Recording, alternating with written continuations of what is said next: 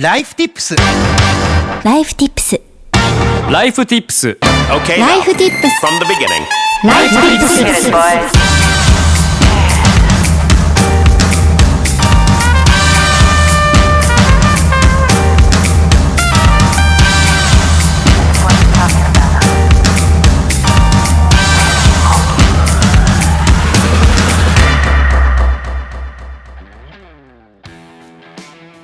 皆さんこんにちは、浅井宏明です。 FM802 ライフティップススタートしていきましょう。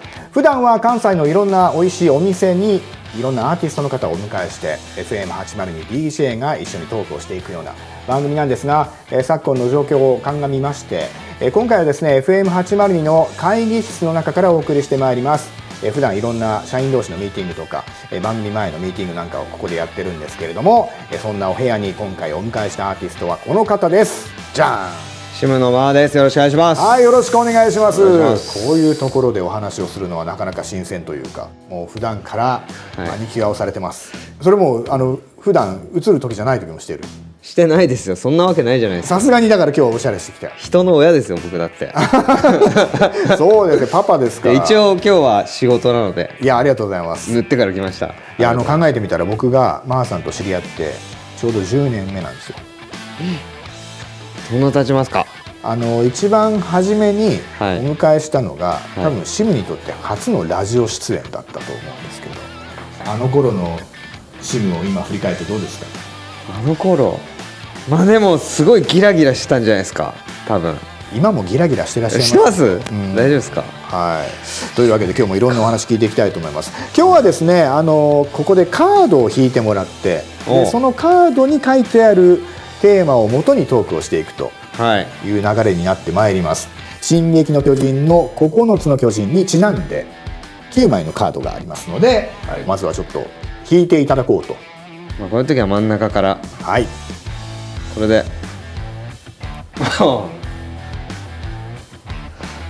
新曲「ザ・ランブリングについて、いいっすね、やっぱり。やっぱりまずは、持ってるな。2月にねリリースされたはい。今回のこの曲というのが「進撃の巨人」のパート2のオープニングテーマですけれども、今回はですねこのタイプアップの話があってから曲を作り始めたんですか？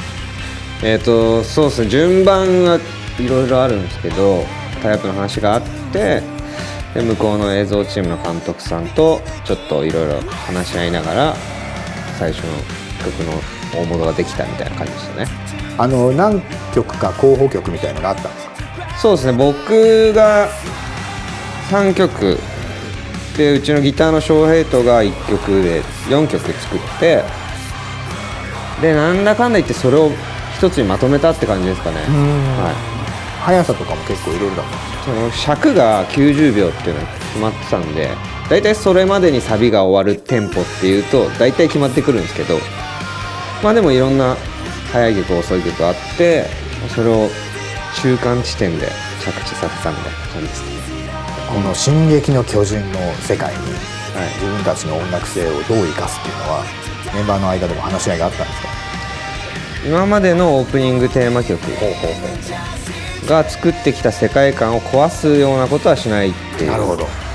そこは僕らもやっぱりリスペクトしてたし、進撃の巨人といえばインホラさんの曲だったりかまってちゃんの曲だったりっていうやっぱり浮かぶので、そういうのは壊さないようにしっかり扱おうっていうのはあったっすけど、あとは話し合ったりはしてないですね。もう勝手におのおの曲書いて感じでしたね。もうのっけからゴリゴリにシャウトが入るじゃないですか。はい。あれもだからアニメのオープニングではああいうのって結構珍しいと思うんですけど、で今までのそのオープニング曲を聴いてきた時に、なんかどっちかというとなんか人間側の曲が今までちゃんといい曲ができてきてるけど、巨人を主に描いた曲ってまだ出てないなって思って、なるほで自分らが作るんだったらこう重低音を生かしてその巨人がこう踏み荒らしていく感じを描いた方が、まあ、シムがやる意味あるのかなっていうので、重たい巨人がドーンみたいな。なんか怖くて激しくてっていうだけじゃなくって、ちょっとこうまあ重く悲しい雰囲気もあったりしますよね。まあこの作品自体そうですけど、取っかかりは巨人が町に攻めてきたみたいな話じゃないですか。でそれで読み始めるんですけど、読み始めると結構早々にそれだけの話じゃないなっていうのに気づくと思うんですけど、まあ、そういう感じでこう凶暴性とか絶望とかだけじゃなくってなんかこう人間の深いところで思い悩む感じとかどっちが正しいのかみたいな揺れる感じとか、まあ、そういうのをやっぱちゃんと表現してあげないと、まあただ難しい曲になっちゃうかなっていうのは思ったんですけど、いろんなパートを入れてごちゃごちゃしちゃうとなんか聞きづらいかなと思ったんですけど、その辺うまくまとめられたんでよかったかな。そうですね、はい、物語のその深いテーマ性みたいなものをしっかりと封じ込めた曲になりましたね、はい、ありがとうございます。さあではですね、続いてのトークテーマをちょっと弾いていただこうかなと思います。なんか今の中で世界に届いている実感はありますか。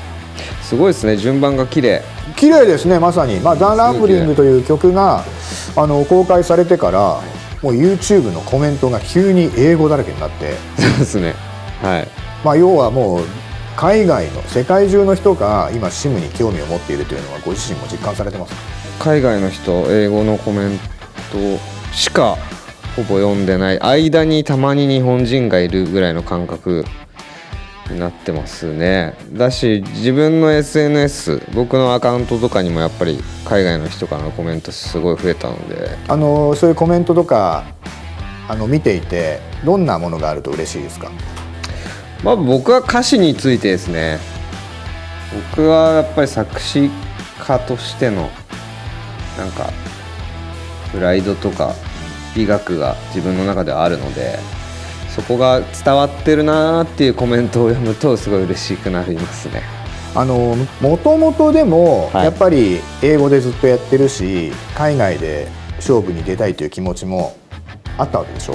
もちろんそうですね。スタートはやっぱ海外で活動したいっていう、もうむしろ海外に住んで海外で音楽活動できれば別に日本で売れなくてもいいと思って始めたので、最初はそうだったんですけどね。ここ数年は正直日本頑張ってなんかの表紙に海外とか進出できたらいいなぐらいのノリだったんですけど、その何かが起こってしまったっていう。素晴らしいじゃないですか。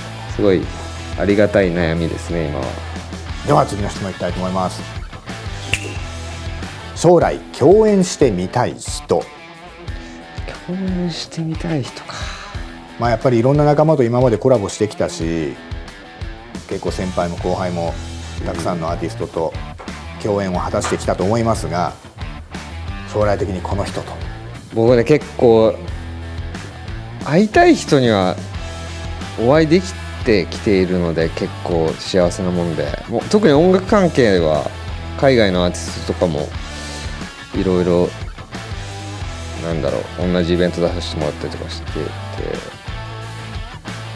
それこそ僕ドラえもんが大好きなんですけど、水田わさびさんにもお会いすることできて、すごいそうだからね、そんなにあえて言えば大地真央さん。大地真央さん、はい、大女優、なんで。もうね人類で一番美しいと思う。ほ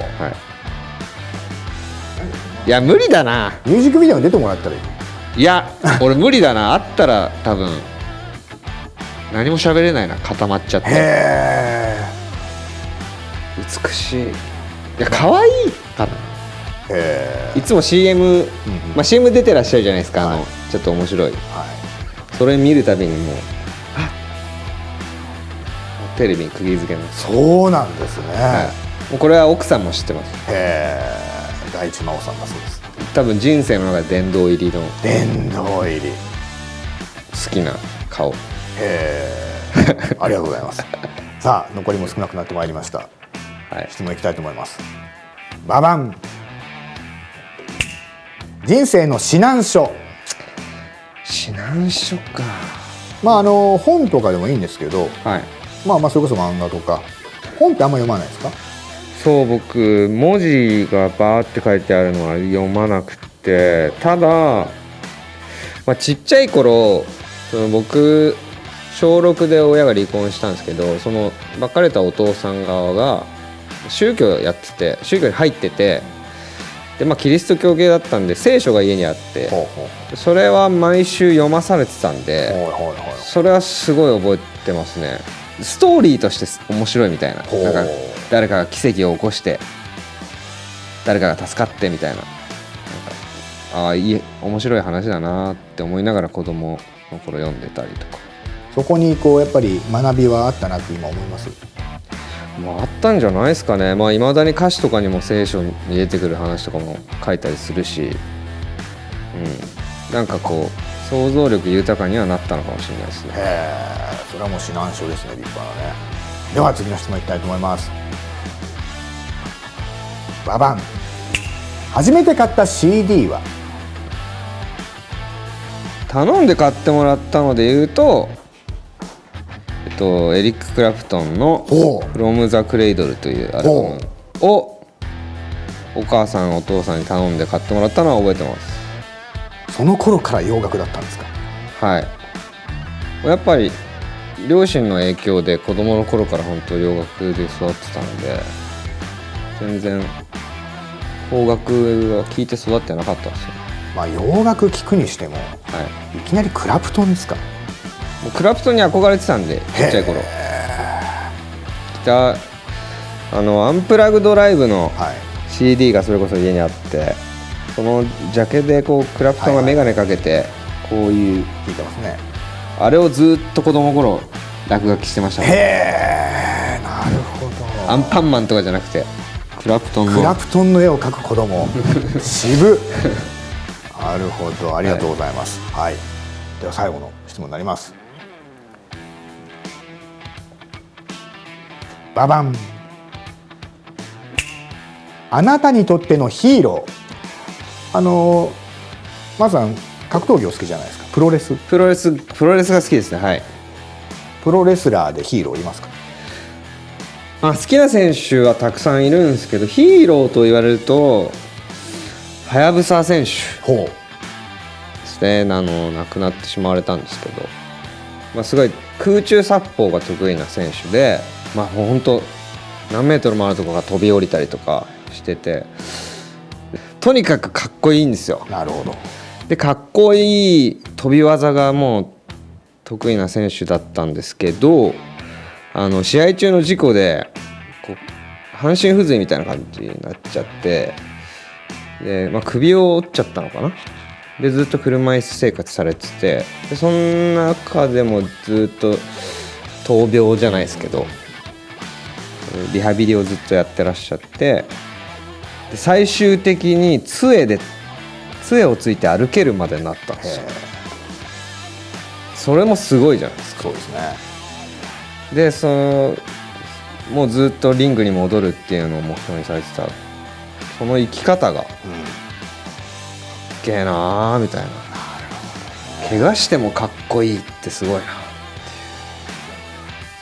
いう。はやぶさなんですけど、フェニックスっていうのが合言葉になってる人で、フェニックススプラッシュっていう必殺技とか、不死鳥、死んでも立ち上がるじゃないですけど、その不屈の精神みたいなのはやっぱ憧れるし、自分もなんかくじけても立ち上がろうみたいな感じになりますね。ありがとうございます。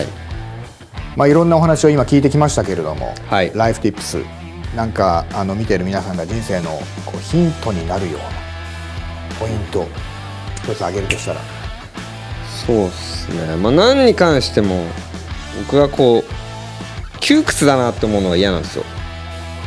なんか人に合わせて自分がこうしたいのにって思ってることを合わせたりするのが嫌いなので、だから奥さんが何と言おうとスニーカーも集めるし帽子も集めるし、片付けろって言われても俺は片付けたくないから片付けないしみたいなだから自然体でいることが大事で、自然体でいさせてくれる人と一緒にいる方がいいんじゃないですかね。それをさせてくれない人と無理して一緒にいると自分がすり減ってっちゃうから、なんかその辺ですよね。自分が楽なままでいさせてくれる人と一緒にいると人生楽になるんじゃないかな。